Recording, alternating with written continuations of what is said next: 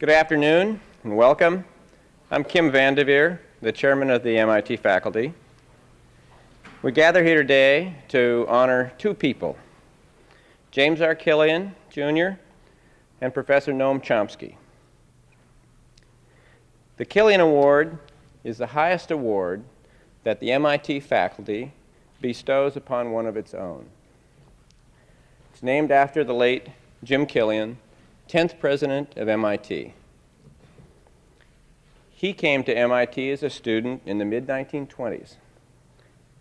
He joined the staff of Technology Review in 1926, and he retired as chairman of the MIT Corporation 45 years later, in 1971.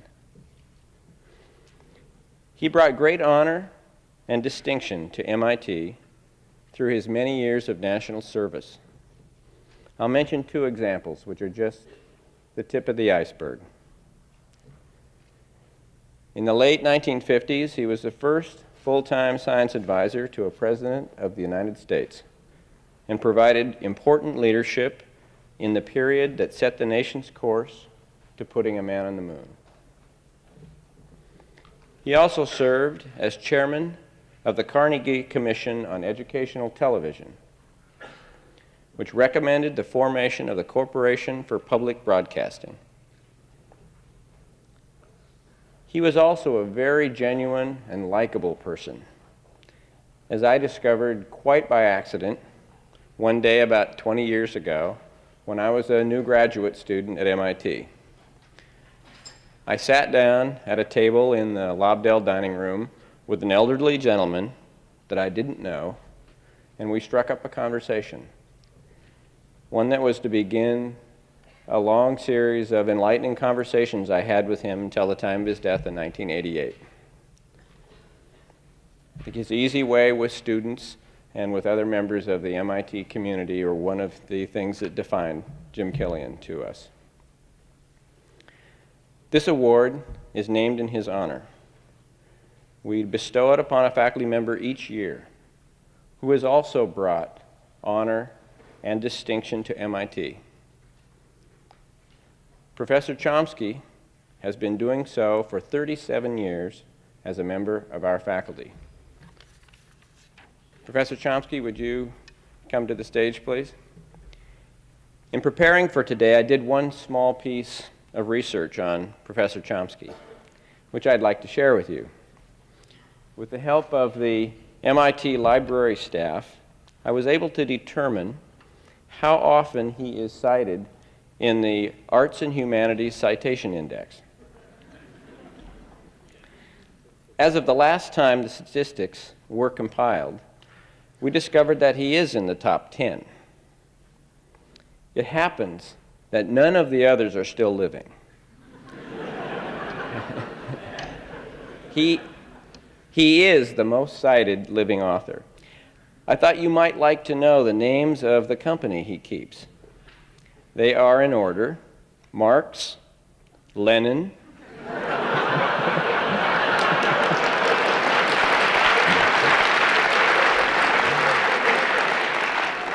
Shakespeare, Aristotle, the Bible, Plato, Freud, Chomsky, followed by Hegel and Cicero.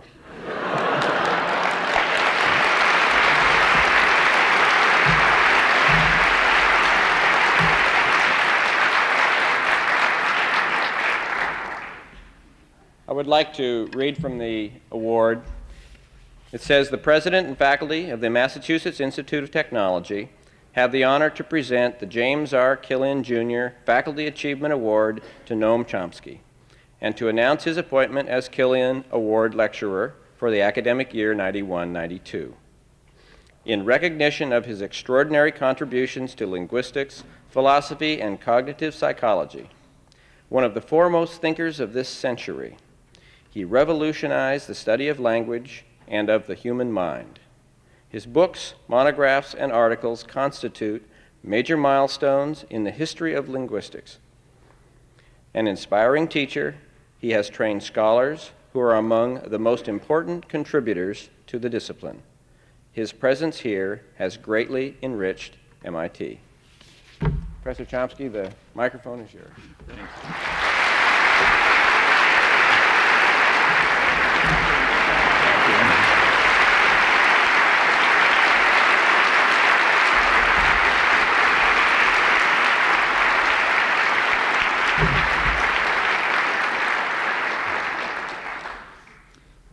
It's lucky he didn't read what those citations say. But,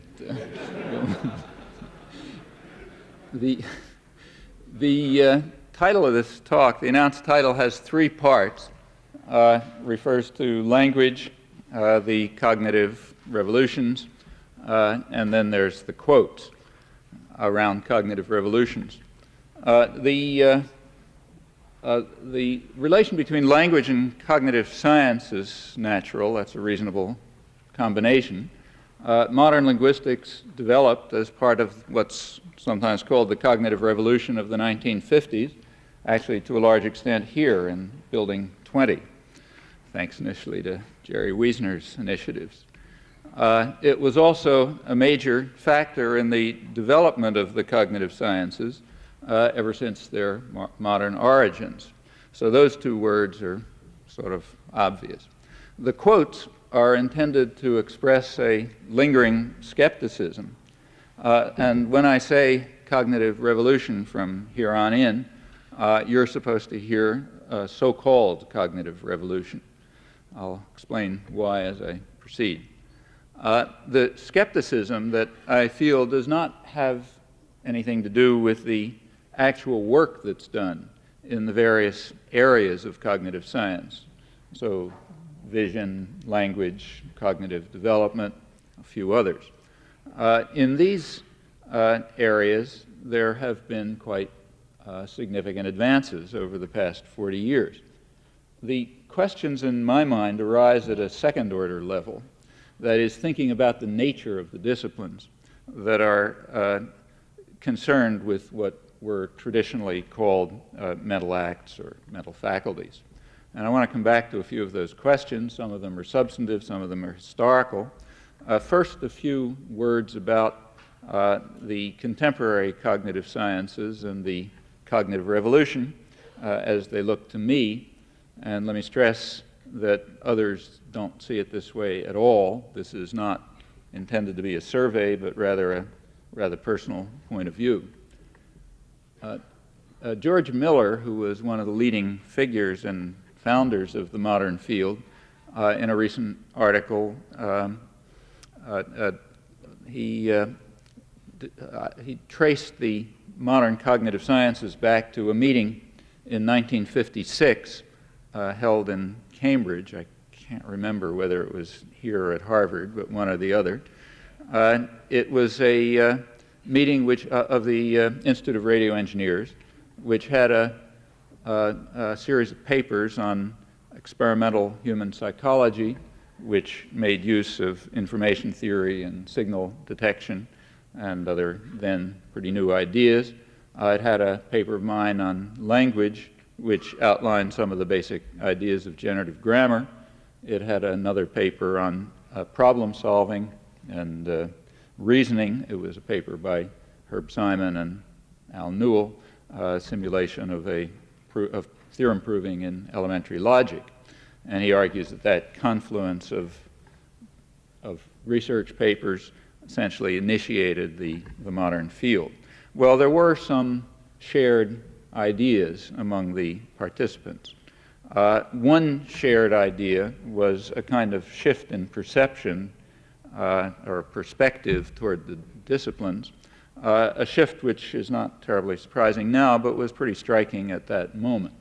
The shift was away from the study of behavior and the products of behavior, such as words or sounds or their arrangement in texts, a shift from that focus toward the study of the states and properties of the mind and the brain that enter into human thought and action. From the first point of view, which overwhelmingly prevailed at the time, behavior and its products were regarded as the object of study. From the second point of view, what later came to be called the cognitive sciences, Behavior and its products were of no particular interest in themselves. They simply provided data which would be interesting insofar as it served as evidence for what really concerns us now, the inner workings of the mind, where the phrase mind here simply is a way of talking about relevant properties and states and processes of the brain. The data of behavior and texts and so on, from this point of view, are to be used alongside of other data, whatever might turn out to be useful, say electrical activity of the brain, but it has no inherently privileged status, and it's not the focus of interest. That's a shift. It's a shift away from what was called behavioral science or structuralism or statistical analysis of texts, and a shift towards something that might properly be called cognitive science. In my personal view, it was a shift from a kind of natural history to at least potential natural science. Now, that shift was highly controversial at the time, and it still is. And in fact, if you were to use such measures as amount of government funding, it would still be very much in the minority. But I think it was the right move. Well, that was one kind of shared interest. From independent points of view, there was no communication among the people prior to the meeting. A second shared interest was an interest in what we might call computational representational systems. That means a way of looking at mental activities and mental faculties, at what the brain is doing, to looking at them as a kind of a software problem. That is a study of the mechanisms, but viewed from a particular abstract perspective.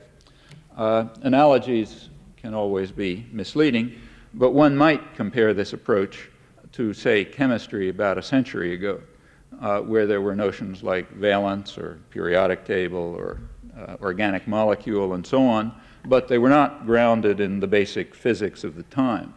They did, the results, however, and the ideas did provide guidelines for what turned out to be quite radical changes in physics that were necessary to accommodate these ideas. Chemistry was never actually reduced to physics. It would be more accurate to say that physics was expanded in a certain sense to chemistry. Similarly, computational representational theories of the brain attempt to establish states and properties that have to be accommodated somehow in the brain sciences and might well provide, as far as they're correct, they might well provide guidelines for inquiry into mechanisms.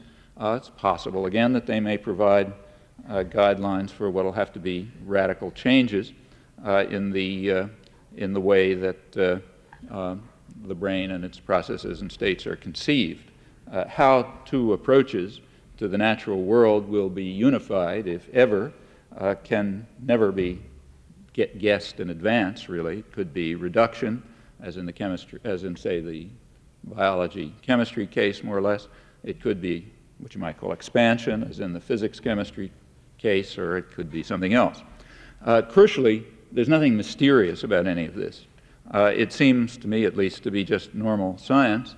Normal science at a typical stage before unification of several approaches to some area of inquiry, some topic in the natural world before they're unified. Well, again, that was and remains highly controversial. Assuming it anyway, how can we proceed? You can look at the brain or the person from a number of different points of view. Let's begin by taking what you might call a receptive point of view. So we think of the brain, say, as being in a certain state. A signal reaches the brain. It produces some kind of symbolic representation of the signal, internally, presumably, and it moves to some other state. If we focus on the interstate transitions, we're looking at problems of learning, or maybe more accurately, growth. If we focus on the input signal and the symbolic representation of it, we're looking at perception. If we focus on the initial state of the system prior to any relevant signals, we're looking at the biological endowment, the innate structure. We could trace the processes back further. At that point, we'd be moving into embryology, and one should stress that these distinctions are pretty artificial, actually. Typically, the systems that we're looking at are like physical organs, or we might say more accurately, like other physical organs, because we are studying a physical organ from a particular point of view. They're like physical organs, other physical organs, in that, say, like the digestive system or the circulatory system or the visual system or whatever, which, again, we often look at abstractly as one would expect in the study of a system of any degree of complexity. We can call these particular systems mental organs, not implying, again, anything more than that they are involved in what were traditionally called mental states, mental faculties, or mental processes. Well, like other physical organs, these mental organs quite typically reach a kind of a stable state at a certain point. That is, the input signal that's causing an interstate transition sort of moves the system around within some kind of equivalence class of states that are alike for purposes at hand. That's obviously an idealization, but a reasonable one. When you look at the stable state, after the point at which there isn't significant change, then you're very clearly studying perception when you look at the signal-result relationship. So, for example, if you take the visual system, if you look at the initial state, the state prior to relevant signals, you're looking at the basic structure of the visual system. If you look at the interstate transition, you're looking at the growth of the visual system, the changes in the distribution of vertical and horizontal receptors in the striate cortex, or the onset of binocular vision after a couple of months of age in humans, and so on. If you look at the stable state, you're studying adult perception. Adult perception, of course, has some kind of access to systems of belief about the world. Not much is known about this, but it seems reasonable to assume that that involves some kind of computational procedure that specifies an infinite range of beliefs which are called upon when needed, although here we move into a domain of almost total ignorance. Turning to the language system, you can look at it the same way. The initial state of the system, the initial state of the language faculty, the study of it is sometimes called universal grammar these days. The study of the initial state of the language faculty is the study of that is a study of biological endowment. It's an empirical fact, which seems pretty well established, that this element of the brain is pretty uniform across the species. The variations appear to be quite slight apart from extreme pathology. And it also appears to be unique in essentials. There's no other known organism that has anything like it. Also, it's rather different from other biological systems in many respects. Systems of discrete infinity, which this plainly is, are pretty rare in the biological world, so it appears. If you're looking at the interstate transition as signals, some relevant information comes in, you're studying language acquisition. It apparently reaches a stable state at about puberty. This stable, steady state incorporates a computational procedure which characterizes an infinite set of expressions, each of them having a certain array of properties, properties of sound, properties of meaning, properties of structural organization. That computational procedure constitutes a person's language. To have such a procedure in the appropriate part of the brain is to have a language, or as we sometimes say, to know a language. When I speak of a language, I simply mean the computational or generative procedure that specifies the properties of an infinite range of linguistic expressions, such as, say, the one I just produced. Since your language is similar enough to mine, when the signal that I just produced reaches your brain, your generative procedure constructs an expression, an expression with these properties, which is similar enough to the one that I formed, so we understand one another more or less. Unlike the system of belief that's accessed in visual perception, in this case we happen to know quite a lot about the generative procedures that are involved in the use of language, and even about their innate invariant basis. And these, in fact, are the areas of major progress in the past generation. Well, what about perception of language? There are several common assumptions about this. One major assumption is that there is something called a parser. A parser is something that maps a signal into a symbolic representation, paying no attention to any other aspects of the relevant environment, Of course, it is assumed, if people are rational, that this parser accesses the generative procedure. That is, it's assumed that you use your knowledge of English when you interpret signals. Note, however, several assumptions. First, one assumption is that such a thing exists, that a parser exists. There is some faculty of the mind that interprets signals independently of any other features of the environment. That's not at all obvious.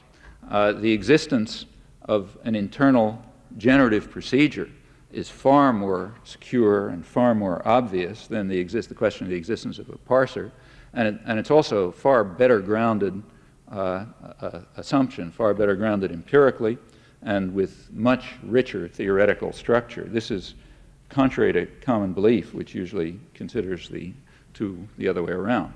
Nevertheless, let's assume that a parser exists, though it isn't obvious.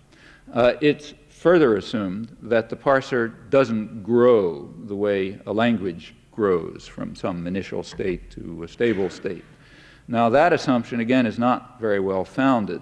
It's based mainly on ignorance. It's the simplest assumption, and we have no reason to believe anything about it, so we might as well believe that. There is some kind of evidence for it, indirect perhaps, but interesting. There's a forthcoming book coming out from MIT Press by Robert Berwick and Sandui Fang, former student of his, on what you might call a universal parser, a fixed invariant parser, which has the property that if you sort of flip its switches one way, it interprets English, and if you flip its switches another way, it interprets Japanese. And if that's the right idea, then there is a universal parser which is unaffected by environmental factors, apart from the properties that serve to identify one or another language, that is the array of flipping of switches. I'll come back to that. There's a further comment. So that assumption, the assumption that the parser doesn't grow, while strange, could be true, and there's only this kind of indirect evidence for it. A further common assumption is that parsing is easy, something that that you do very quickly and easily. In fact, that's often held to be a criterion for the theory of language. It's often held to provide, the criterion is supposed to be that the theory of language must provide generative procedures that satisfy this requirement, that parsing is easy and quick. Well, that one's flatly false, uncontroversially. Parsing often fails completely and quite systematically, and it's often extremely difficult. Many categories of what are called parsing failures are known, even with short, simple expressions. A parsing failure just means a case where the parser works fine, but it gives some kind of an interpretation which is not the one that's assigned to the signal by the language. So it's wrong in that sense. It's perfectly true that and very often, you can easily find categories of expressions, even pretty simple ones, where the parsing system just breaks down. People don't know what they're hearing. It sounds like gibberish, even though it's perfectly well-formed and has a fixed, strict meaning, and so on and so forth. Now, it's perfectly true that one uses expressions that are readily parsed, but that verges on tautology. What it means is we use what is usable. Other resources of the language we just don't use. There's a related assumption. It's often alleged that language is well adapted to the function of communication. It's not clear that that statement is even meaningful, or any similar statements about biological organs, but to the extent that one can give some meaning to that statement, this one again looks just false. The design of language appears to make it largely unusable, which is fine. We just use those fragments that are usable for us. Doesn't mean that the design made it usable somehow. There are similar assumptions in learnability theory, formal learnability theory. It's often claimed as a starting point that natural languages must be learnable. In fact, natural languages are often defined. Natural languages are defined often as the set of languages that are learnable under standard conditions. Now, notice that that could be true. We don't know that that's false, as we know that the comparable statement about parsing is false. It could be true that languages are learnable, but it's not a conceptual necessity. Language design might be such, our language faculty could be such, that it permits all kinds of inaccessible languages. These would be realizable in the brain, just as, say, English is, but not accessible to humans. Again, that wouldn't stop us from doing what we do. We would just pick up the accessible ones. In fact, there is some recent work, quite recent work, which suggests that natural languages are learnable. But if true, that's an empirical discovery, and in fact, a rather surprising one. Well, I've said nothing so far about production of language. There's a reason for that. The reason is that apart from very peripheral aspects, it's almost a complete mystery. We can learn a good deal about the mechanisms that are put to use when we speak, and we can study at least certain aspects of perception, the mapping of signals to percept using the internalized mechanisms, the generative procedure of the language. But no one has anything sensible to say about what I'm doing now or what two people are doing in a normal conversation. It was observed centuries ago that the normal use of language has quite curious properties. It is unbounded, it's not random, it is not determined by external stimuli, and there's no reason to believe that it's determined by internal states. It's uncaused, but it's somehow appropriate to situations. It's coherent. It evokes in the hearer thoughts that he or she might have expressed the same way. That collection of properties, we can call them the creative aspect of language use, that set of properties was regarded by the Cartesians as the best evidence that another organism has a mind like ours, not just a body like a dog or a monkey or a robot. Actually, if you look back at their argument, it was quite reasonable. The science happened to be wrong, but it was very reasonable, and within the framework of scientific reasoning, we might put matters in different terms, but we haven't made any progress in understanding these critically important phenomena, the phenomena that concern them and they provide much of the basis for the traditional mind-body distinction. In my opinion, in fact, contemporary thought about these topics, usually phrased in terms of notions like the Turing test, involves a considerable regression from the much more scientific approach of Cartesian psychology. I'm not going to have time to elaborate properly. I merely mention this to provoke some possible interest or maybe outrage. We'll see. Well, I've mentioned several kinds of shared interest in the early modern cognitive sciences, say back to the 1956 meeting that George Miller pointed to. One common interest, again, is in computational representational systems, looking at the brain in terms of software problems. For linguistics, at least, this turned into the study of the generative procedures that are put to use in perception and presumably in expression of thought, speaking, although the latter, again, remains a complete mystery. There's another shared interest. It's what we might call the unification problem. Now, that's a problem that has two different aspects. One aspect is the relation between the hardware and the software, the relationship between computational representational theories of the brain and the entities that they postulate, and what you might call implementation. And as I suggested, I think you can regard that as similar to the problem of the relation between, say, chemistry and physics 100 years ago, or genetics and chemistry 50 years ago, and so on. That's one problem, the unification, the one aspect of the unification problem, the deepest aspect. A less deep aspect has to do with the relation among the various domains of cognitive science, say language and vision, whatever may be involved in problem solving. This is the question, what do they have in common? Notice that that's much less profound a problem. If it turns out the answer is nothing, just the way it is. On the other hand, we'd be kind of upset if the answer to the first one was no answer. well, at this point, some of my skepticism begins to surface. So let's take the first one, the deep problem, the serious scientific problem, the relation between roughly the hardware and the software, chemistry and physics. Here, there are two different approaches you can identify. One approach, let's call it naturalistic, goes kind of like this. It says the mental organs are viewed as computational representational systems, and we want to show that they're real, that their statements in these theories are true. That is, there are certain states and properties of the brain which these theories exactly capture. That's what you try to show. The mental organs can also be viewed in other ways. For example, you can look at them in terms of cells or atoms. Or more interestingly, for the moment, you can look at them in terms of electrical activity of the brain, so-called event-related potentials, ERPs.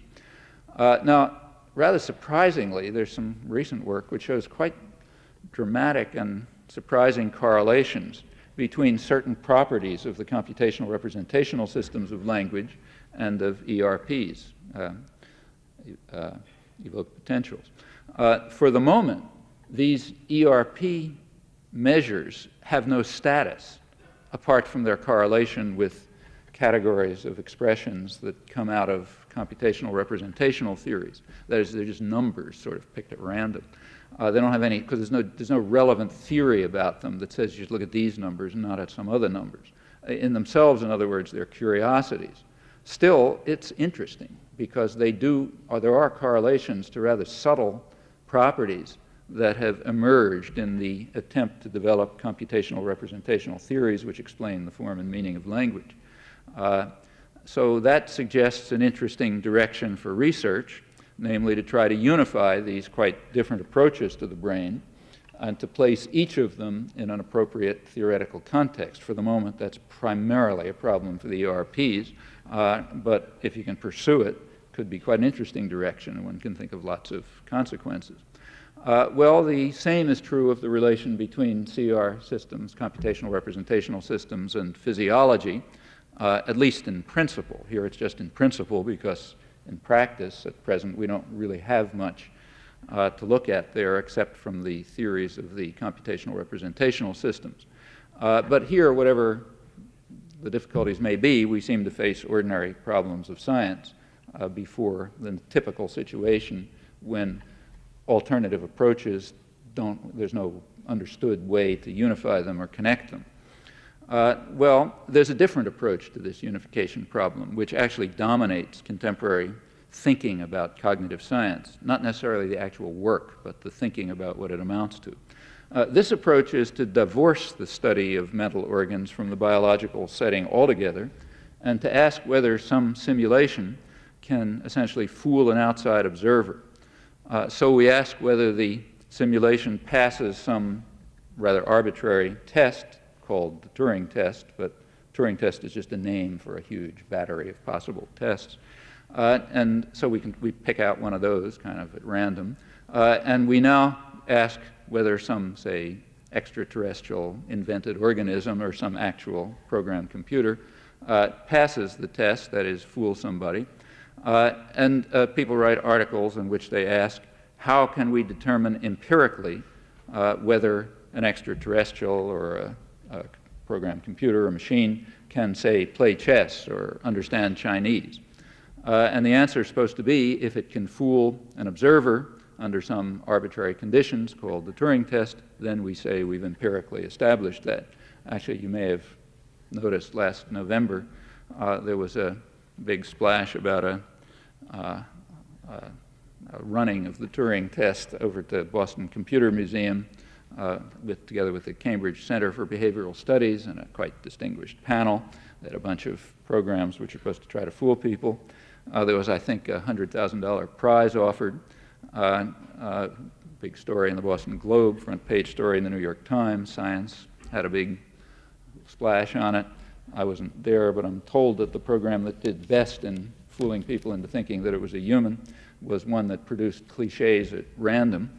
Apparently it did pretty well. I don't know. It may tell you something about humans, but I'm not sure what.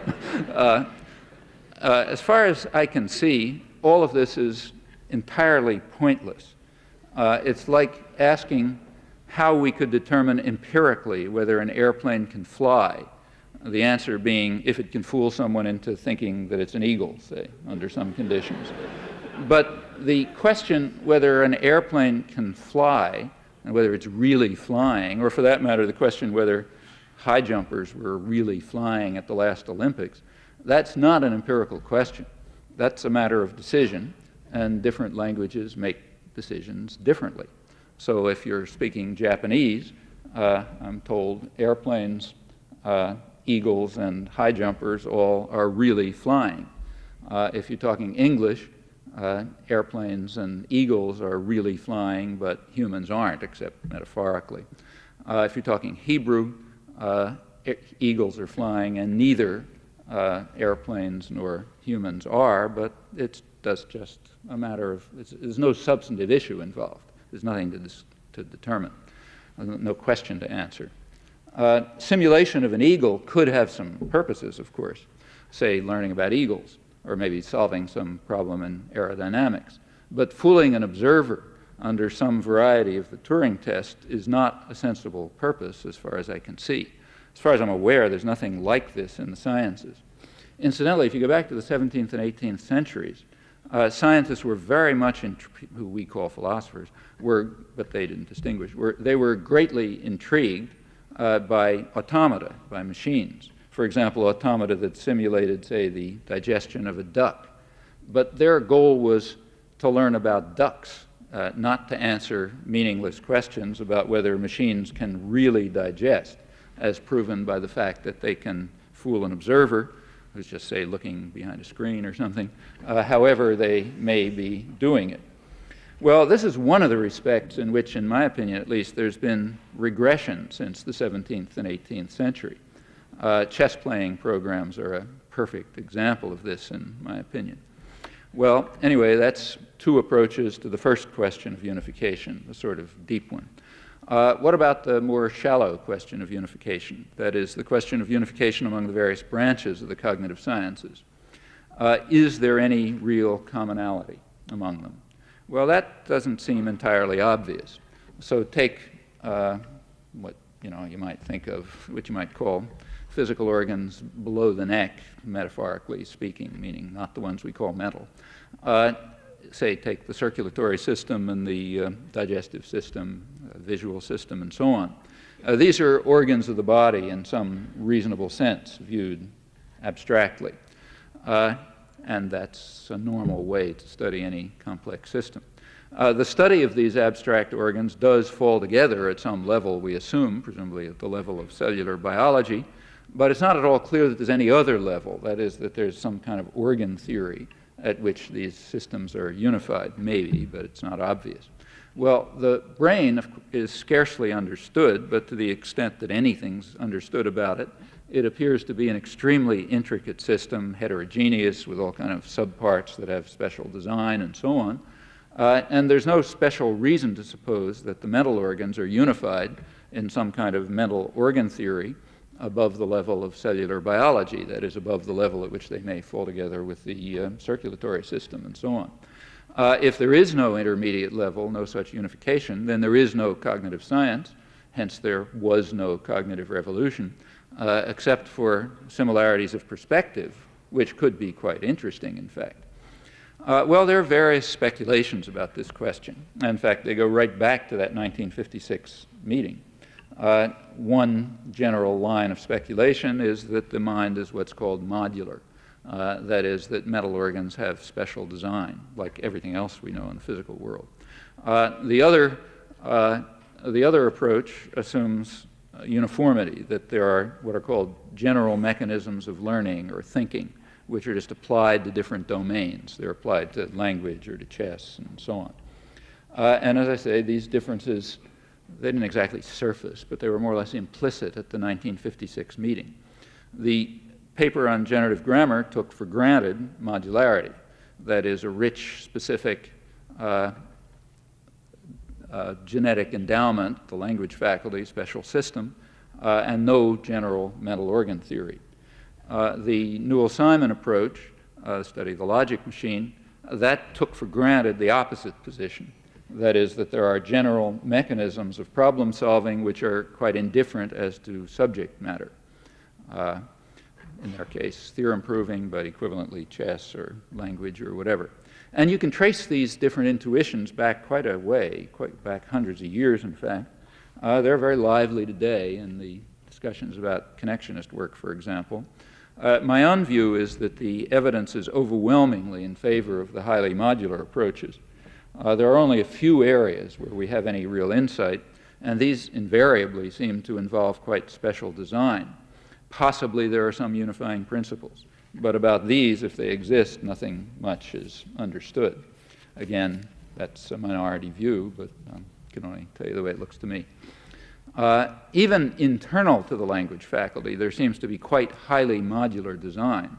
So let's distinguish roughly between what we might call grammatical ability, meaning the ability to produce properly formed expressions, and conceptual ability, that is, to produce expressions that somehow make some sense, and pragmatic ability, that is, the ability to use expressions in some way appropriate to the occasion.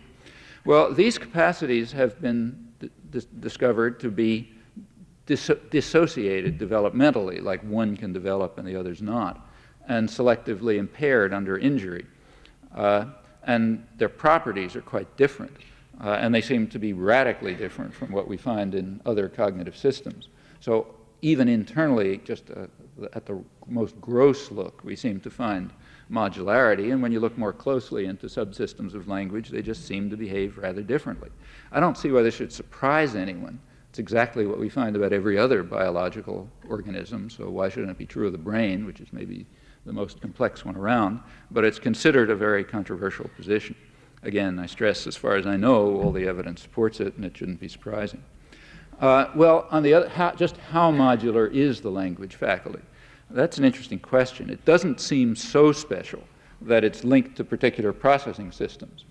Here, study of sign language in the last decade or so, maybe 20 years, has been quite interesting. Rather surprisingly, it seems that sign language, the normal language of the deaf, sign language is localized in speech areas of the brain in the left hemisphere, not in the visual processing areas, which you might expect, since you see it, you don't hear it. That's shown pretty well by aphasia studies and, again, ERP studies. Also, it turns out that children who are acquiring sign language in a natural setting go through steps, at least in the early stages, which have been studied, that are remarkably similar to the acquisition of spoken language, and timing and everything else. They even override obvious iconic properties of visual symbols. So pointing is overridden and given a symbolic interpretation. Furthermore, acquisition of sign language turns out to be quite different from acquisition of communicative gestures. There's even one case on record of spontaneous invention of sign language by 3 deaf children who had no environmental model and no stimulus at all as far as anyone can be determined. That's the perfect experiment. The system that these 3 kids constructed has very standard properties of natural language, natural spoken language, and the developmental stages also appear to be similar. That looks like about a pure expression of the language faculty unaffected by experience. And it suggests that however modular the system may be, it's not so modular that it's keyed to a particular mode of articulation or input. What's now known suggests that the language faculty simply grows a language, much as other organs of the body grow, and it does so in a way largely determined by its inner nature, by properties of the initial state. External events doubtless have some kind of an effect, like I'm talking English, not Japanese, but a rational Martian scientist who is looking at us would probably not find these variations very impressive.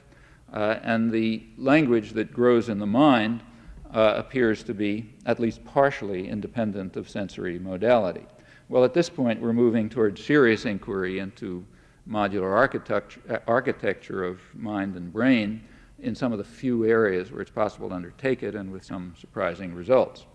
Well, one last element of skepticism about the cognitive revolution has to do with just how much of a revolution it was.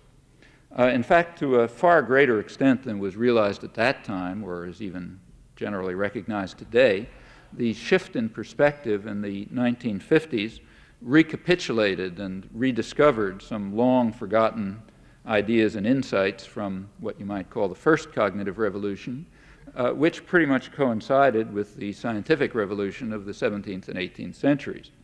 Now, the Galilean-Newtonian revolution in physics is well known. The Cartesian revolution and its aftermath in psychology and physiology is not very well known, but it was quite dramatic. And it had important effects, had important consequences. It also developed some of the major themes that were taken up again since the 1950s, primarily in the areas of language and vision, which are perhaps the most successful branches of contemporary cognitive science as well. Now, this first cognitive revolution, though it had a great deal of interest, and there's much you can learn from it, it did face barriers, and in fact, they were insuperable barriers. So, for example, in the study of language, it came to be realized soon enough that human language is somehow a process, not just a dead product. It's not a bunch of text, it's some process that goes on. Furthermore, it's a process that makes infinite use of finite means, as Wilhelm von Humboldt put it in the early 19th century. But no sense could be made of these ideas, and the inquiry aborted for well over a century. By this century, the formal sciences had provided enough understanding of all of this so that many traditional themes could be productively engaged, particularly against the background of other advances in science and engineering and anthropological linguistics, and one could understand quite well what it meant to make infinite use of finite means. Well, let's turn to a quick look at some of the kinds of questions that arise and some of the kinds of answers that can be offered with respect to language specifically. So take something that everybody knows, start with something really trivial, very simple.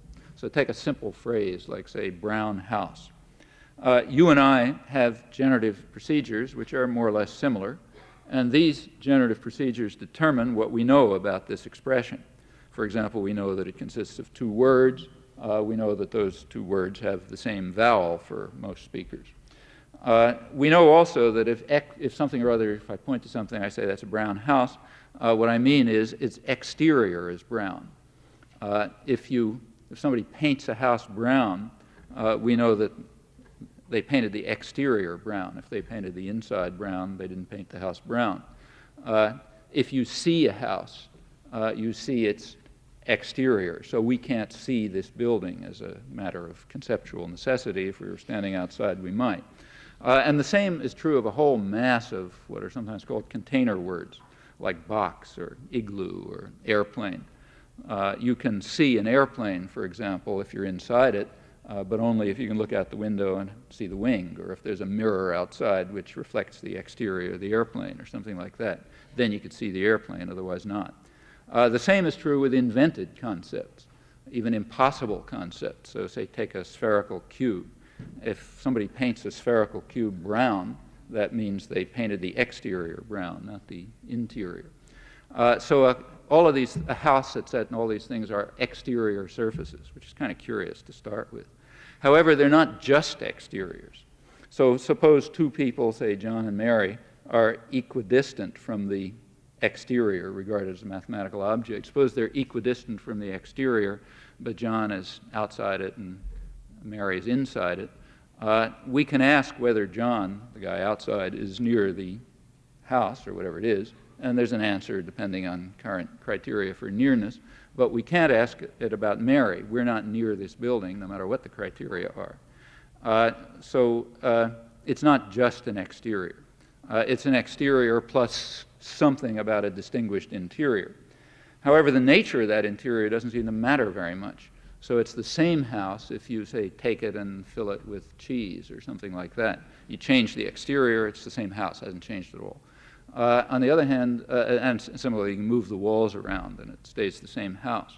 On the other hand, you can clean a house and not touch the exterior at all. You can only do things to the interior.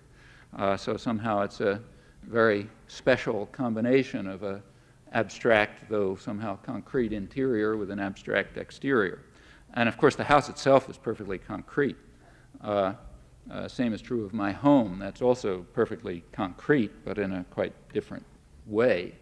If a house is a brown wooden house, it has a brown exterior surface, but it doesn't just have a wooden exterior. It's both a concrete object of some kind and an abstract surface, as well as having a distinguished interior with weird properties. Well, proceeding further, we discover that container words, like, say, house, have extremely weird properties. Certainly there can't be any object in the world that has this combination of properties, nor do we believe that there is. Rather, a word like house provides a certain quite complex perspective for looking at what we take to be things in the world. Furthermore, these properties are completely unlearned, hence they must be universal, and as far as we know they are. They're just part of our nature. We didn't learn them, we couldn't have learned them. They're also largely unknown and unsuspected. Take the most extensive dictionary you like, say the big Oxford English Dictionary that you read with a magnifying glass, and you find that it doesn't dream of such semantic properties.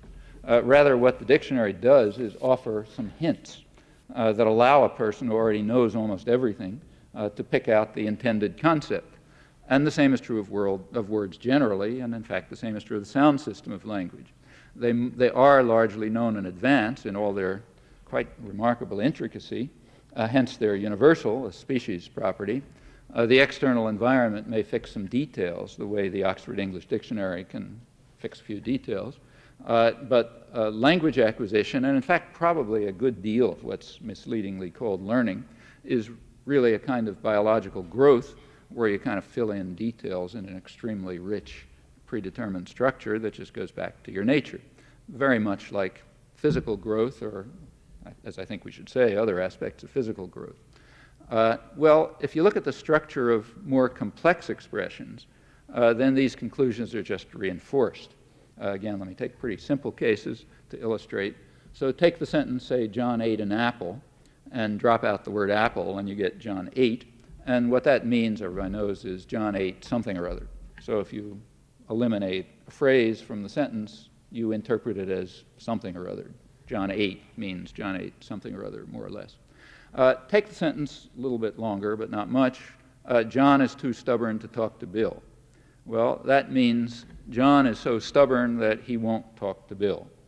And just as in the case of John ate an apple, drop the last phrase, Bill, and we get John is too stubborn to talk to. And by analogy, or by induction, if such a thing existed, people ought to interpret it as meaning John is so stubborn that he won't talk to someone or other. However, it doesn't mean that. John is too stubborn to talk to means John is so stubborn that nobody's going to talk to him, John. Somehow it all inverts if I drop the last word. Suppose you make it a little more complex. John is too stubborn to expect anyone to talk to Bill. Well, that means John, I have to think maybe a little bit here already. John, because parsing is not easy and quick, John is too stubborn. It means John is too stubborn for him, John, to expect that anyone will talk to Bill. Now drop Bill again. Now we get John is too stubborn to expect anyone to talk to, and reflect for a moment, and you'll see that the meaning shifts radically. It means John is so stubborn that somebody or other doesn't expect anyone to talk to him, John. Everything shifts. Now, all of this is inside you. Nobody could ever learn it. Nobody could possibly learn it. None of it is mentioned or hinted at, in fact, even in the most comprehensive grammar books. It's known without experience. It's universal as far as we know. In fact, it had better be universal, or it means there are genetic differences, crucially, among people. It just grows out from our nature. A huge variety of material of that sort has come to light in the last 30 years or so as a direct consequence of something new, namely the attempt to actually discover and to formulate the generative procedures that grow in the language faculty of the brain, virtually without experience. That had never been done before. It was always assumed that it's kind of all obvious. You know, how could there be anything complicated here? If you go back, say, to the early 50s, the problem about language acquisition was supposed to be, why does it take so long? Why does it take so long for such a trivial thing to happen? Why do children need so much exposure to material to do this simple process of habit formation? As soon as you try to describe the facts, you discover that it's quite the opposite. There's extremely intricate things that are known even in the simplest cases. There's no possible way of picking them up from experience, and consequently they're universal. They're part of our nature. These are just part of the generative procedures that the brain determines. Well, what do these generative procedures look like? Apparently, they look something like this. A language can be looked at as involving a computational procedure and what you can call a lexicon. A lexicon is a selection of concepts that are associated with particular sounds. The concepts appear to be pretty much invariant. They're things like house, let's say, and they have very weird properties, which means that they must be invariant, because if they have very weird properties, they've got to be unlearned, which means that they're going to be invariant, just part of our nature. The sound variety also seems quite limited. On the other hand, the association between a concept and a sound looks free. So you can say tree in English and Baum in German, and so on. So that tells us what one aspect of language acquisition is. It's determining which of the given set of concepts, with all their richness and complexity, is associated with which of the possible sounds with their limited variety. Notice that that's a pretty trivial task. So you can imagine how a little bit of experience could help fix those those associations if the concepts were given and the structure of the sound was given. Well, the lexicon also contains what are sometimes called formal elements, things like inflections, like tense or plural or case markers of the kind that you find, say, in German or Latin and so on. And languages do appear to differ quite substantially in these respects. However, that seems to be mostly illusion. At least the more we learn, the more it looks like illusion. So, for example, take, say, cases. English doesn't have them. You got to memorize them when you study German and Latin. But that looks illusory. It appears to be the case that English has them fine, in fact, exactly the way Latin has them. It's just that they don't happen to come out the mouth. They're not articulated. They're in the internal mental computation, and their effects, which are quite ramified, are detectable. But that part of the computation just doesn't happen to link up to the vocal tract. So the computation is running along, but where it gets spelled out as sounds, it just doesn't happen to look at this stuff. Well, that's another aspect of language acquisition, that is to determine what aspects of the computational system receive an external articulation.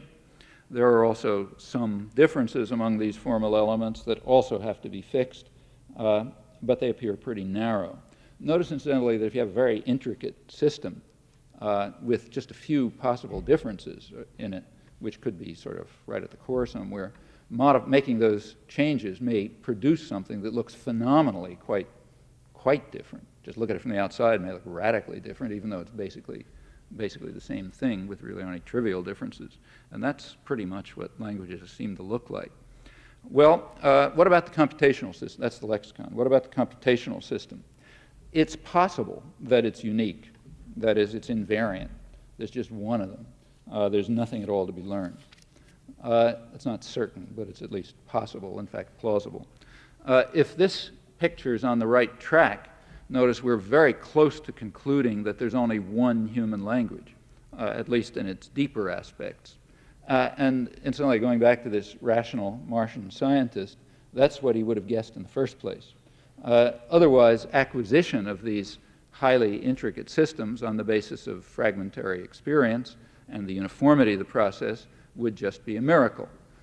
So the natural assumption is, well, there's basically only one of them, and it's fixed in advance. If, in fact, acquisition of language is something like a chicken embryo becoming a chicken, or humans undergoing puberty at a certain age, then it's at least within the realm of potential scientific understanding, not a miracle. And that's the way it seems to be. The more we learn, the more it looks like that. More precisely, there does seem to be a certain variety of languages, apparently a finite variety. That is, it does seem to be, it's a good guess now, that each possible language that the language faculty makes available, each possible language is fixed by answering a finite number of fairly simple questions. You can look at the system as being sort of like a complex wired up thing, which is just given, with a switch box associated with it and a finite number of switches. You can flip them up, you can flip them down. You do that on the basis of the answer to one or another of these questions, and they've got to be pretty simple questions. If we could understand the way that works, bits and pieces of it are understood, suppose we could understand it, then we ought to be able to, say, deduce Hungarian by setting the switches one way, and deduce Swahili by setting the switches a different way. The questions must be easily answered for empirical reasons. Children do it highly efficiently and very fast, and with very little evidence, pretty much the way they grow. It follows that languages are learnable. That is, if this is correct, it follows that, as I mentioned before, languages in fact are learnable, which is an empirical discovery and a pretty surprising one. No reason why it would have had to, no biological reason why it would have had to be true, but it looks as though it may be true, largely because the variety is so restricted.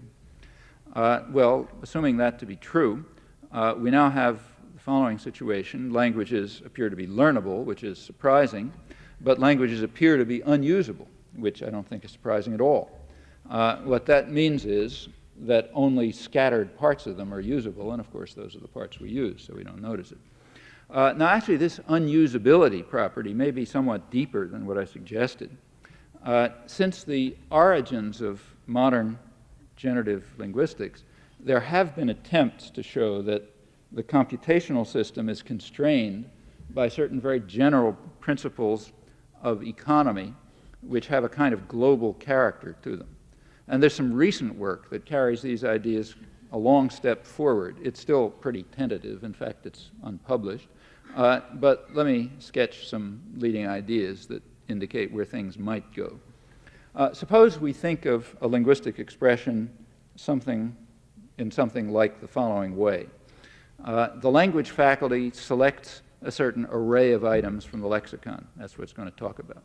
And it begins computing away using its computational procedure, which I'm now assuming to be invariant across languages. It computes in parallel, just picks out these items and goes computing along with them. It occasionally merges pieces of the computation, so you bring them together. Then maybe it picks something out and starts going in parallel again. At some point in the computation, they've all been merged. It just keeps computing. It proceeds merrily on its way, in other words. At some point after they've merged, the system, the language faculty decides to spell it out, meaning to provide instructions to the articulatory and perceptual system. Then the computation just keeps going on, and it ultimately provides something like a representation of meaning, which is probably to be understood as instructions for other performance systems. Well, proceeding in this way, the computation ultimately proceeds two paired symbolic expressions, two paired outputs, instructions for the articulatory perceptual apparatus on the one hand, and instructions for language use, what are called semantics sometimes. So these are the two, let's call them interface levels of the language faculty. The language faculty seems to interface with other systems of the mind, performance systems, at 2 points, one having to do with articulation and perception, the other having to do with the things you do with language, referring to things, asking questions, and so on. Roughly semantic. So let's say that's what happens. Looks like it does. Now, of these various computations, only certain of them converge in a certain sense. The sense is that the two kinds of outputs, the phonetic instructions, the articulatory perceptual system and the semantic, actually yield interpretable instructions. Like they might compute along and end up with an output that doesn't yield interpretable instructions. In that case, if either one of them fails, we say that it doesn't converge. Now, looking just at the convergent derivations, the convergent computations, those that yield interpretable paired outputs, some of them are blocked by the fact that others of them are more economical. That is, they involve less computation.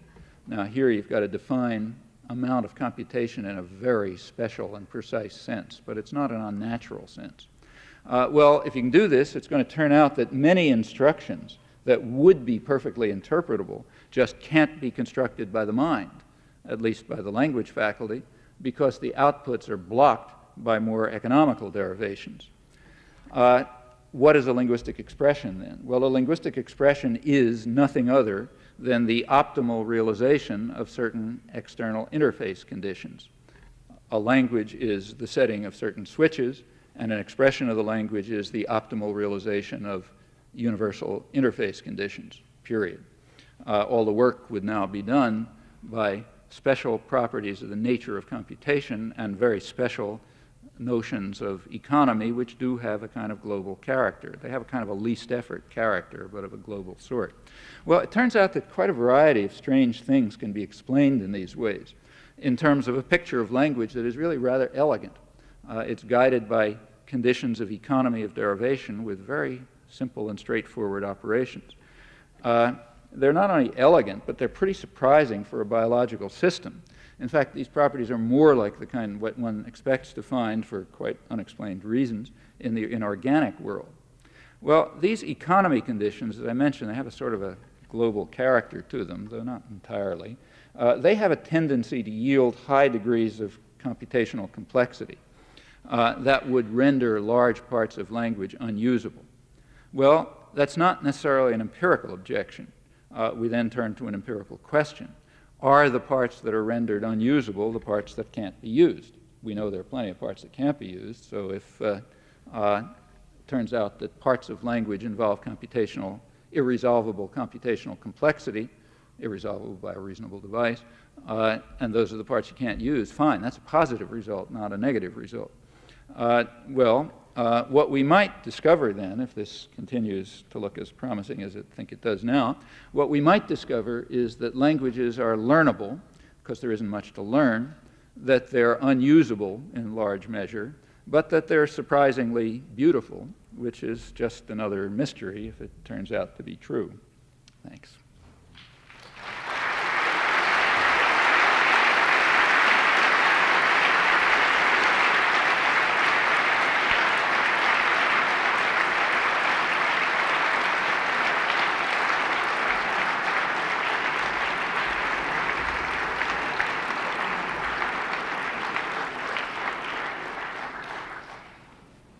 I understand there's some time for discussion, so if anybody feels like there's a couple of mics up here.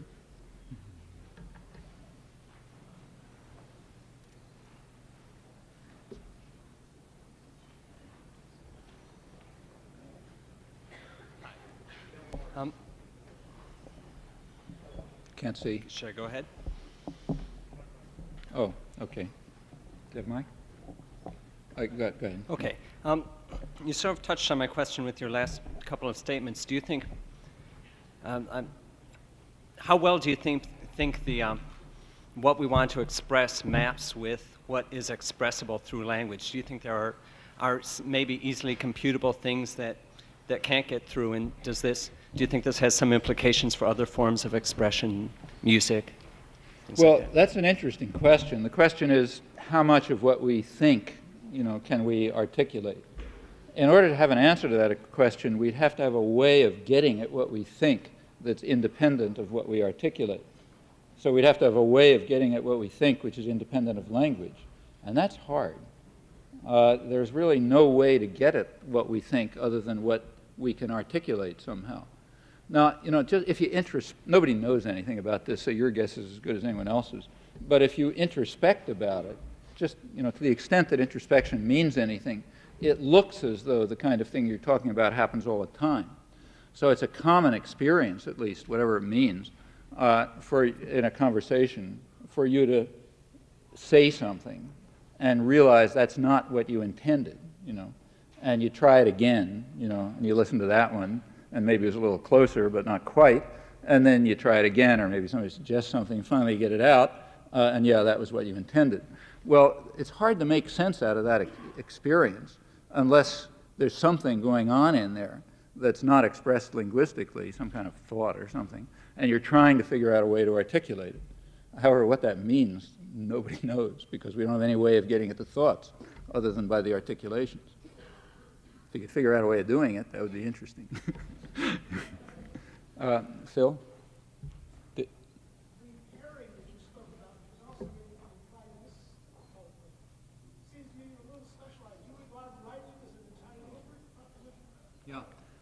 Well, the question, I just talked about, yes, I will. I just talked about speech and hearing. I also talked about sign and seeing. But the question is, well, what about writing? That's obviously an input, doubtless. I mean, it's not so, it's whether it's a natural system is not so obvious.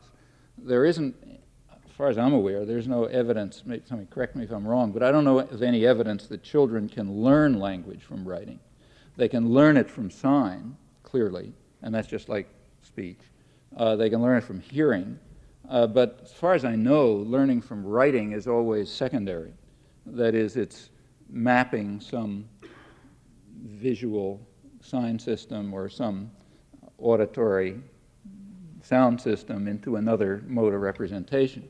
However, and learning it is not so simple. It may take some work. But once it's acquired, yeah, you can, presumably, it does feed the same systems as far as we know, so it'll be left hemisphere represented and so on and so forth. I mean, you can get, you get left hemisphere aphasia that'll cause writing problems sometimes. It has much less real time. Right. Right. That's absolutely true. Writing gives you all sorts of options that speech and sign don't give you, because you can look back and you can think about it and you can make much more complex expressions. And if you look at what's in writing, it has much more complexity than what would ever happen in a left-to-right system, which, both speech and sign are restricted by the fact that that time is linear. It's left-to-right processing. So all kind of memory constraints start to enter and all sorts of other computational constraints. A parser for speech and sign has got to be left to right. A parser for writing, you can take your time. You can pore over a sentence for a long time and try to figure it out. Sometimes you even can. Sometimes you can't. It depends who you are.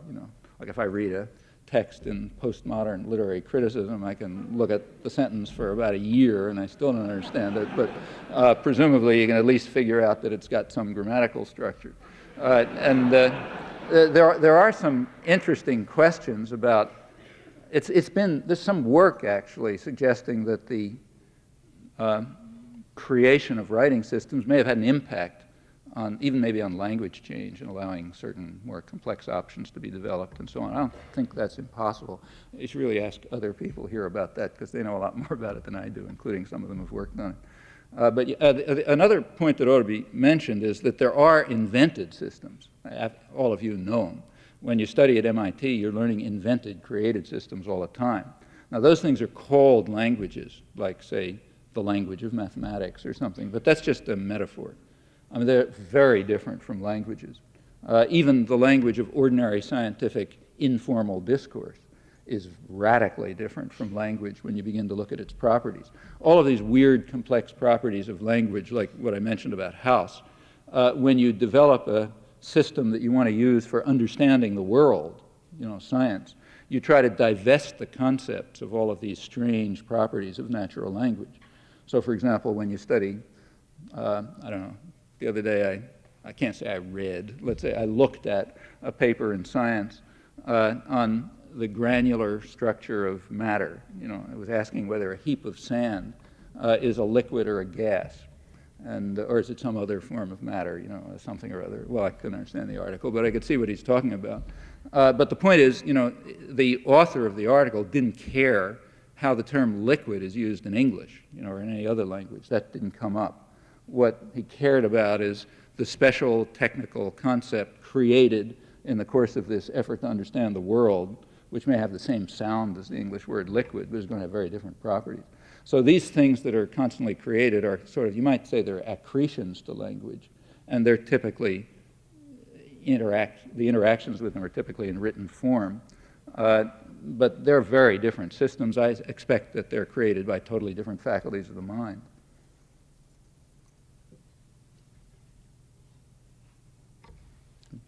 If people would like to come up to the mics, it'd be a little easier. One of the Japanese philosopher said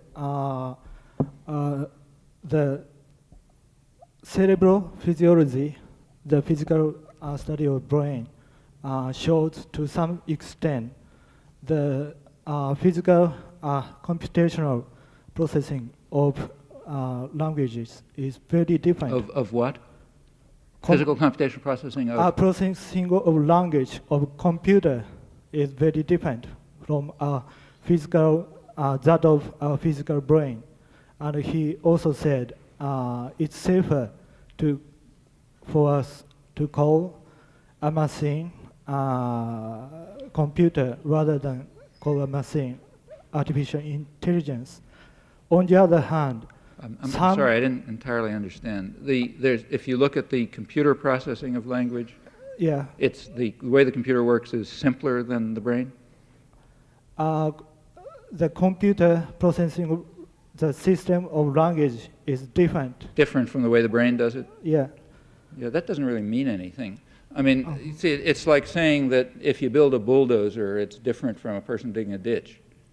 Yeah, I mean, people are going to use, if you write a computer program to do something, whether it happens to be like the way humans do it is kind of, maybe, I mean, it depends what your purposes are. If you're writing a computer program to simulate some aspect of human thought, say translating English or something, then it better be like the brain. Otherwise, you're just doing the wrong thing. It's like creating a model for some other physical system and getting it wrong. On the other hand, if you're building a computer program to do something because you just want the thing done, well, then it's like constructing a bulldozer to dig a hole. You don't care whether people do it that way or not. And on the other hand, some current theory of syntax is too much care for Is too? Some current theory of syntax is care too much for the computational rationality rather than to seek for the real state of our brain. And Sorry, I didn't understand. uh, Somebody understand who can, somebody say it again so I'll understand it? That just shows that the generative procedures aren't always identical. okay. Yeah. Then The theories of language or the computer theory? In other words, they care. They can apply the grammatical theory to the computer. They put priority the application of the computer rather than. Well, let me see if I understood. There's three different things here. One is what the brain is actually doing. A second is what some linguist is claiming the brain is actually doing, a linguistic theory. A third is a computer program which is doing something or other. Now they're going to be, we want the first two to be alike. Okay, if they're not, got the wrong theory. And you go back to the drawing board. When you're working with a computer program, you just have to decide what you're trying to do. If you're constructing, if you're trying to simulate, you're trying to give a model, you're trying to understand what the physical system you're interested in is actually doing, then you want your computer program to identify processes and states which are real. For example, you'd want the program to fail where the person fails. If a person has a parsing failure, you want your parser to fail, and so on. There's no issue of rationality that I can see. I mean, a computer program and the brain, and they're not rational any more than, the legs are rational when you walk. I mean, they do what they do. The brain is designed to do what it does. A computer program that's trying to capture aspects of that will, to the extent that it's correct, do what it does the right way. But the issue of rationality doesn't arise. Okay. Another question is, in your current theory of syntax, you assume the modules or principles, and I wonder, what is you assume there exists such a kind of system in actual In reality, yeah. in our brain? Right. So when you construct the theory of syntax, you assume, you assume you're probably wrong, like when you're doing any kind of science. But you make a guess that says, I hope I'm right, And then you check it out and see where you went wrong and if somebody can make it better and so on. But you certainly are, like if somebody writes a paper in, some journal, they are, if they're serious, claiming, look, this is the way it works. This is the way the brain really works. Probably they're wrong because we usually turn out to be wrong, but you try to get better the next time around. On the other hand, you certainly are claiming that's the way it really works. Same if you construct a theory of organic molecules or anything else. You're claiming, yeah, that's the way it really works. I know I'm probably wrong, but I'll claim that that's the way it works, and then I'll see if I make some progress.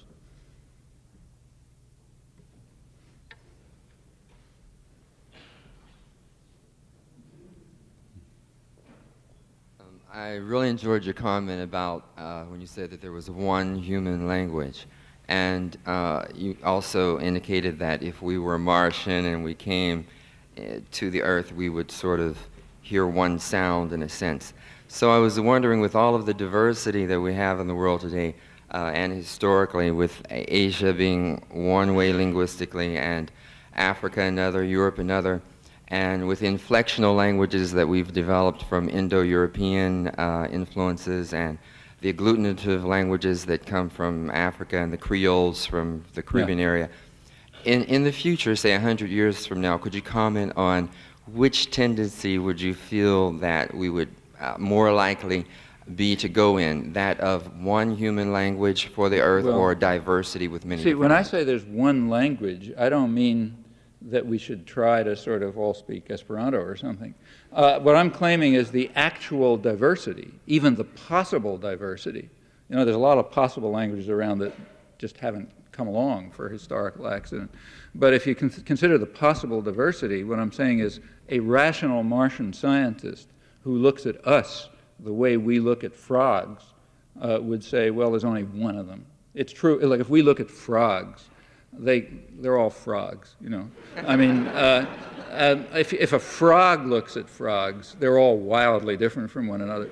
In fact, a frog would just take for granted that every reasonable thing is a frog and wouldn't even ask any question about what it's like to be a frog.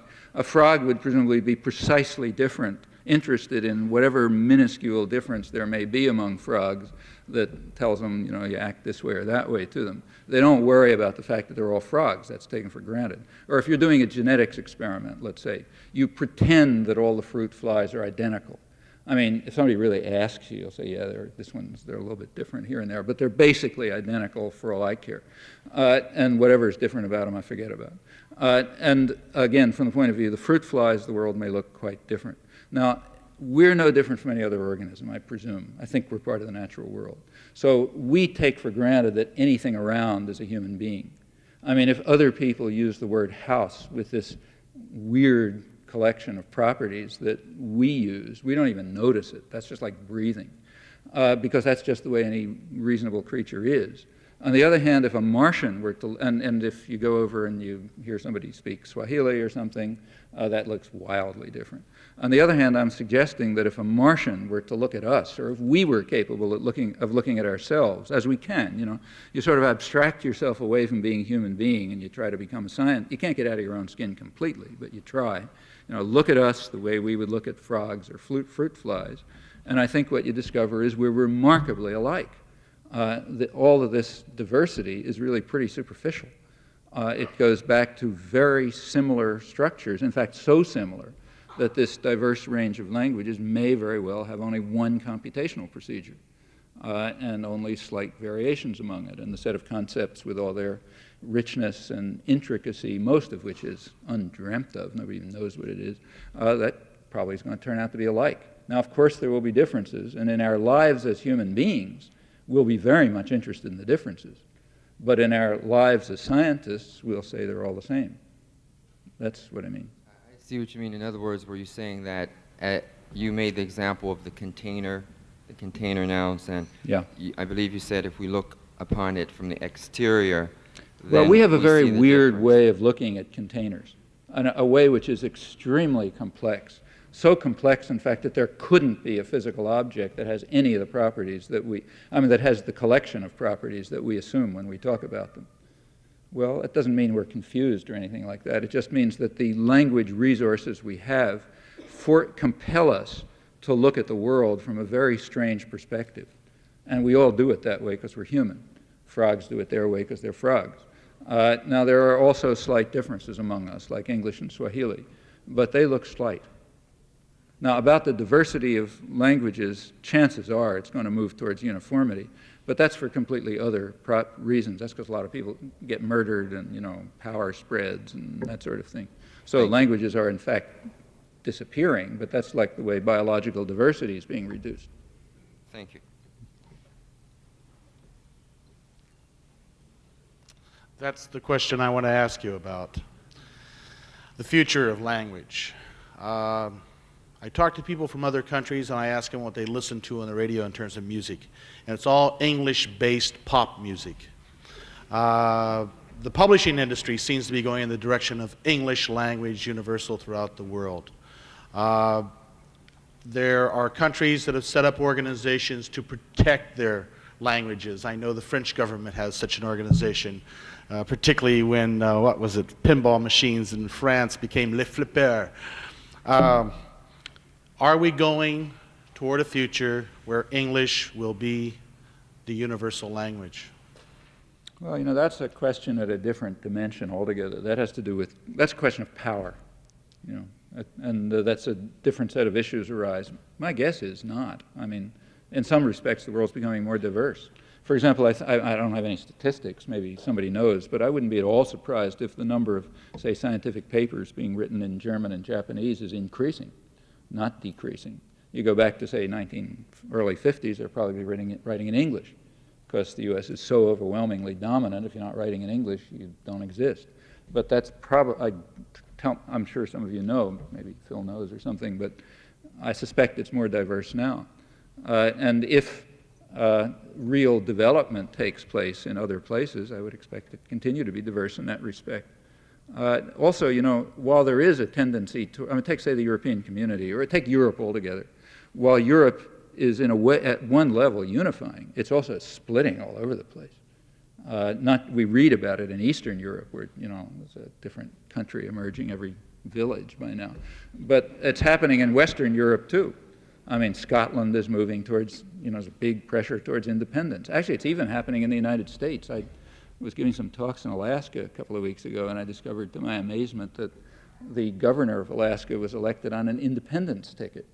Apparently, everybody thinks he's a total crook, but they voted for him because he was calling for Alaskan independence, and that's what they want. They want to get away from this business down here.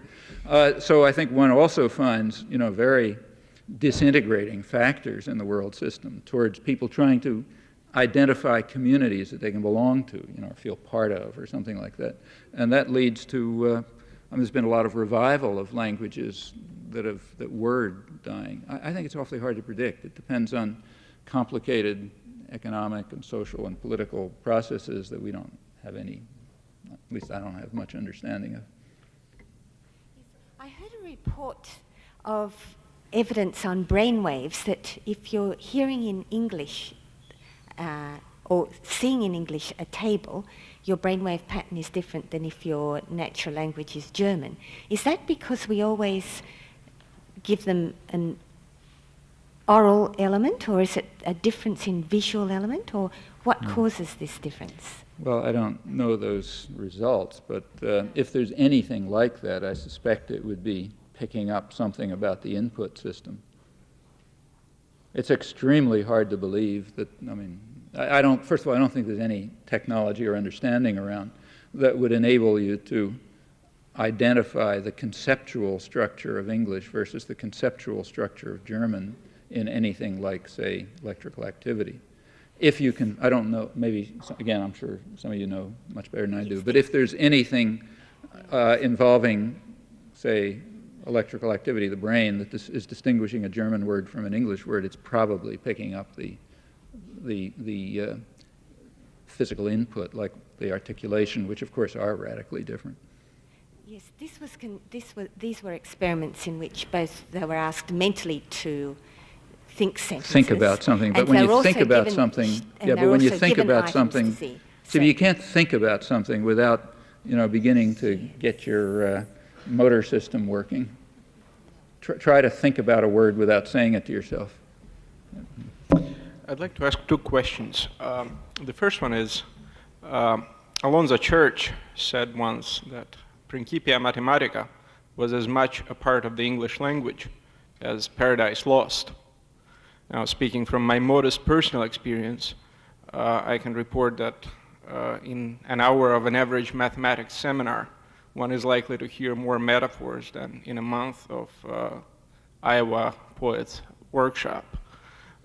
Your distinction, on the other hand, between language of science and natural languages seems to turn around the prescriptive ideal that a scientist supposedly sets for his language. I would like to ask to what extent actual empirical data about linguistic competence of speakers of languages of science has been incorporated into the conclusion that you make. Well, it can't be studied because the notion languages of science is just a metaphor. It's like asking how much evidence about airplanes flying has been incorporated into the study of eagles. It's not a meaningful question.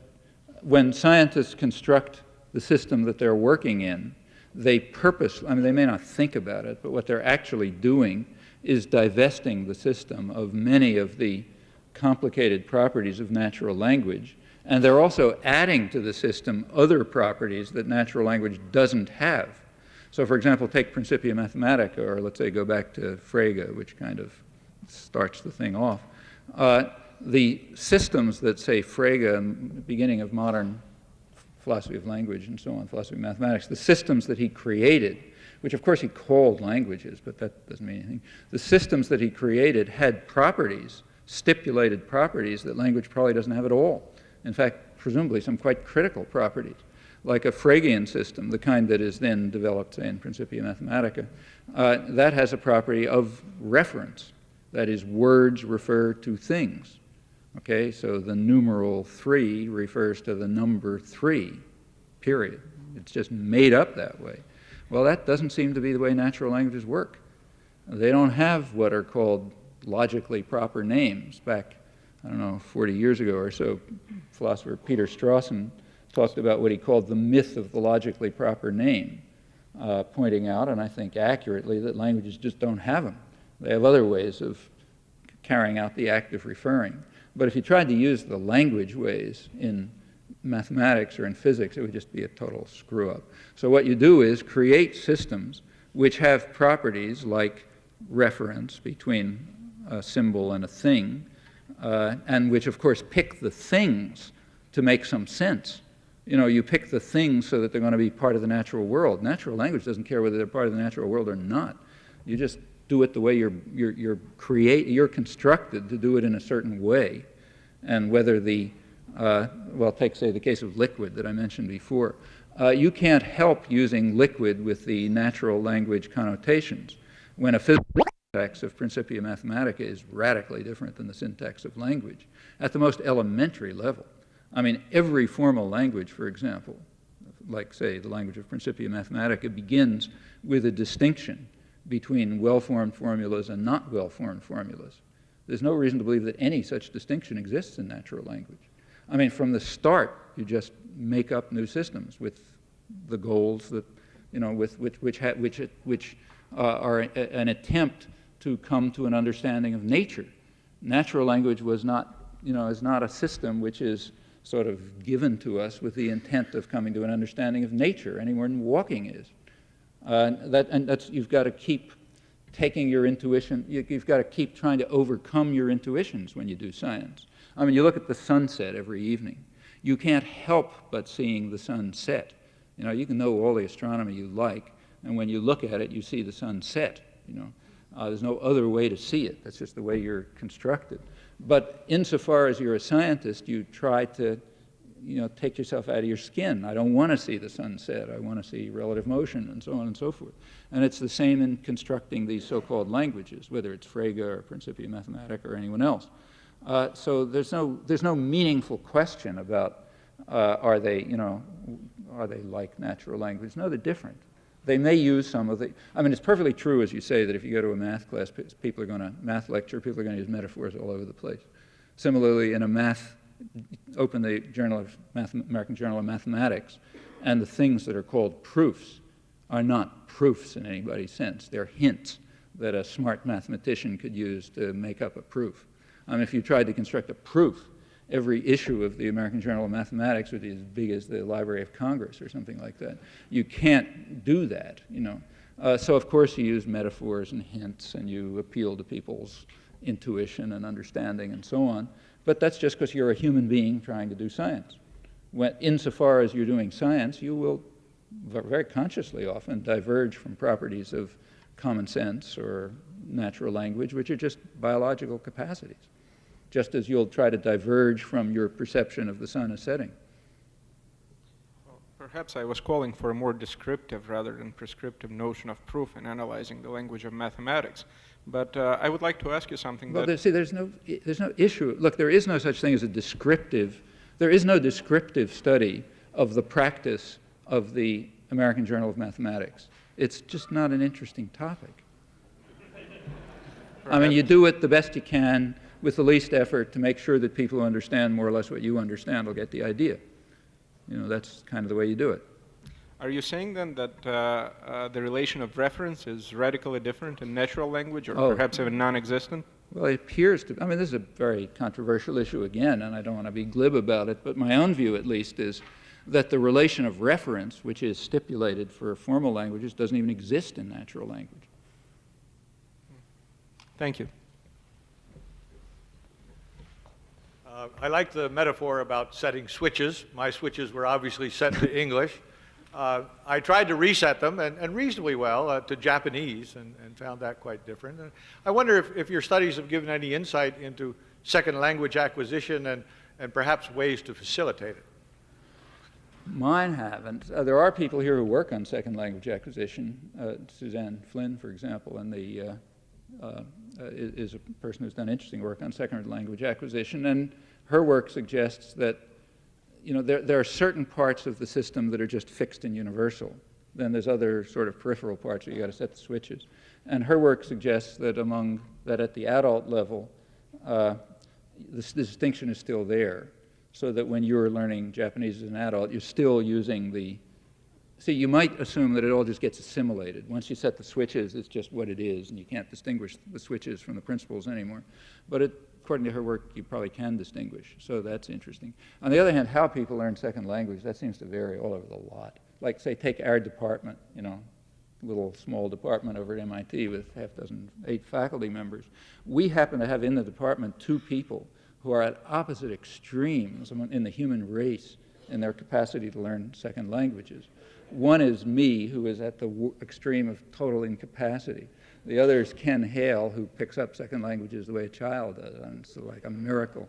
And how this happens, nobody knows. You know, nobody has the slightest idea. People just differ, you know. I suggest we take one last one Okay. and give you a break. I hate to be the last question. I hope I don't disappoint anyone.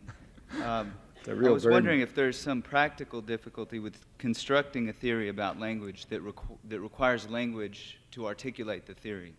Is it self-referential? Is that some sort of contradiction, using language to talk about language? Is there a problem? I don't think so. I mean, you know, you can get confused. It allows for confusion.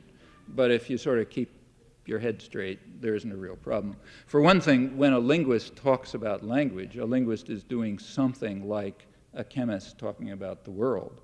That is, you're making up other systems which are going to have special properties that scientific systems have.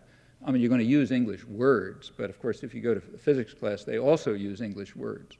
Like they use the word, I mean, it's kind of like, you know, a physicist will use the word work and energy, but you're supposed to understand that they don't mean what you mean out in the street when you say it's too much work to finish my homework or something. You don't mean that, you mean some other thing. And that kind of problem does arise, and you're right, it does arise in a somewhat greater form when the thing you're talking about is maybe your own language. But it's mostly a matter of, you know, just one of those extra burdens of possible confusion that you have to try to sort out. There's no intrinsic difficulty.